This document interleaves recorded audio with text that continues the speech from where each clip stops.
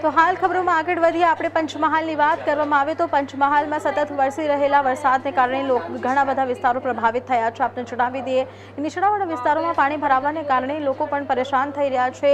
તંત્ર દ્વારા કામગીરી કરવામાં આવી રહી છે। નીચાણવાળા તરફથી લોકોને સ્થળાંતર કરવામાં આવી રહ્યા છે, સુરક્ષિત સ્થળે ખસેડવામાં આવી રહ્યા છે। આપણે જણાવી દઈએ કે હાલોલ, કાલોલ, જાંબુઘોડા અને ધોંધવા તાલુકામાં મેઘતાંડવ જોવા મળ્યું હતું, જેના કારણે અનેક નીચાણવાળા વિસ્તારોમાં પાણી ભરાઈ ગયા હતા। જિલ્લામાંથી સૌથી વધુ વરસાદ જાંબુઘોડામાં નોંધાયો છે, જ્યાં માત્ર 2 કલાકમાં 5.5 ઇંચ વરસાદ ખાબકતા અનેક વિસ્તારોમાં જળબંબાકાર સ્થિતિ સર્જાઈ હતી।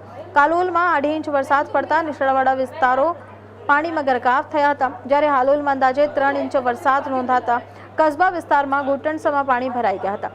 તો બીજી તરફ ધોધંભામાં પણ 2 ઇંચ જેટલો વરસાદ વરસતા ખેડૂતોમાં ખુશીની લાગણી જોવા મળી હતી। વરસાદને પગલે તંત્ર એલર્ટ પર છે અને લોકોને સાવચેતી રાખવાની અપીલ કરવામાં આવી રહી છે।